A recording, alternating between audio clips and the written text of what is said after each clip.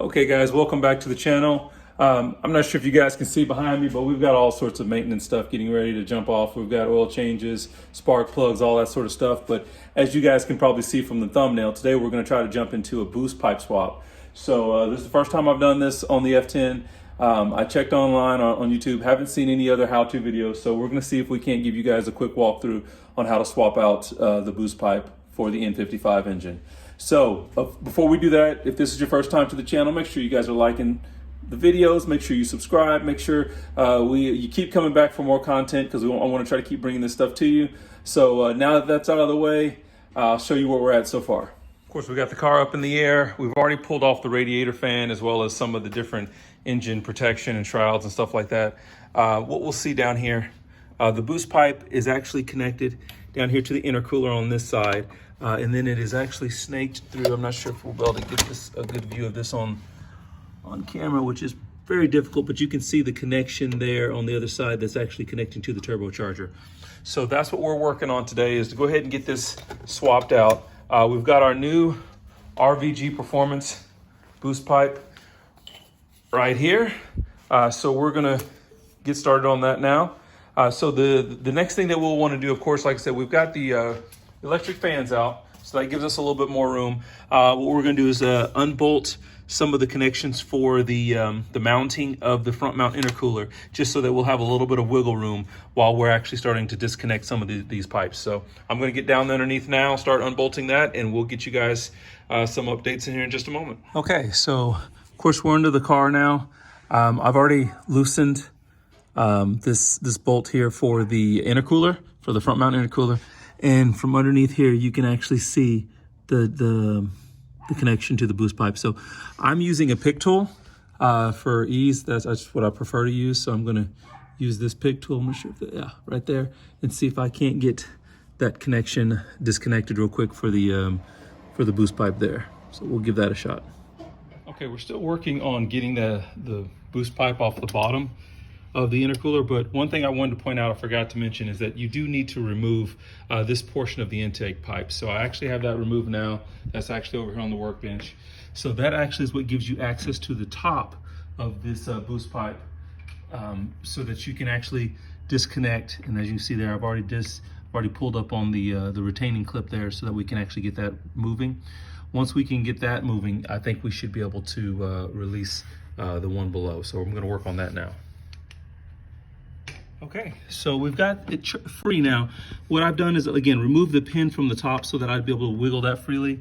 Now I have this piece disconnected, and so now I should be able to go ahead and get this pulled completely out, and then we can start working on finagling the new one in. So there is the stock charge pipe right here, and so we'll pull this out and compare it to the other one. So here's our side-by-side.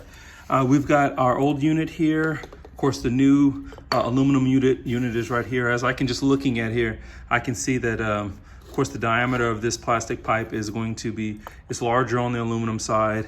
It's, of course, going to be smoother inside. If you look over on, not sure if that's going to show up well, but there's a lot of ridges, things like that inside this charge pipe, or this boost pipe. So it should just, my understanding is, kind of clean up the boost flow for you, I guess to say. But now it's going to be a matter of getting these new units on, getting them kind of clocked in the right direction, and then connecting them to get to each side, section. So what I'm going to do first of all is I have to reach in here, pull out the O-ring on both sides, because the new unit did not come with an O-ring. So we're going to get those swapped over, and then I'll get to installation. Okay, so we've got our O-rings pulled out of the old unit. They've now been inset into the new unit. So you can see the green O-ring in there, and then of course our black one in here. What I've done now is, of course, got the O-ring set in. I've got the silicone, and what I've done here is I've actually put a little bit of engine grease on that, just to kind of slide it, so it'll be easier for it to slide on the pipe. What we're going to do is we're going to go ahead and set this first section in place, which is actually going to connect to our turbocharger. We'll take this silicone boot, we're going to slide that as far as we can up this tube. We'll probably do that before we actually set it in place. And then we're going to go ahead and set this lower piece in place. Once that's set in place, then what we're going to do is slide this boot over to connect them both. And to make sure, we also want to make sure that we have our clamps on. As far as clamps are concerned, I believe I'm going to tighten them up from the front of the engine here. So I want to make sure my clamps are actually facing out this direction so that I can actually get on those bolts. So that's the goal. I'm going to get started with that now. Hopefully I'll be able to get some of this on camera for you guys. It's kind of a little bit of a difficult angle, so we'll see what we can get done.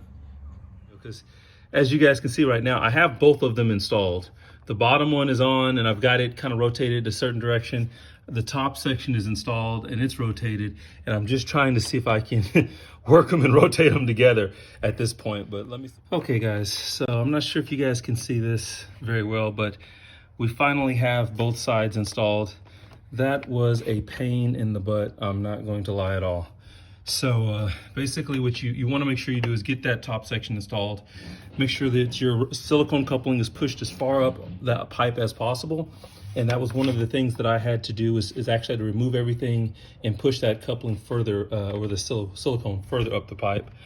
Now we have them both oriented the correct direction. So now it's a matter of raising this intercooler back up into the correct position and then sliding the coupling over the top. So, man, like I said, that was a pain, but hopefully we are on the downside. Okay guys, so I'm not sure how well this is gonna show on video, but we're underneath the car. We've got the couplings rotated, got them reinstalled, and everything is looking nice and tight. So we're gonna go ahead and take the car on a on first drive just to make sure that we do not have any leaks or anything like that, or we don't want a boost leak or anything like that. So we'll get that done now.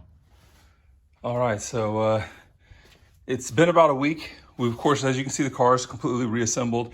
We did some test driving, actually did some driving. Want to get some logs on the vehicle. We can look in there and see that everything is nice and tight. We had no issues at all driving the car. Everything looked good on the logs, so we've got no boost leaks. So, job well done. So I'm gonna go ahead and wrap the video up here. If this is your first time to the channel, make sure you guys hit that like and subscribe button. And we will plan on catching you guys in the next video. Everyone be safe.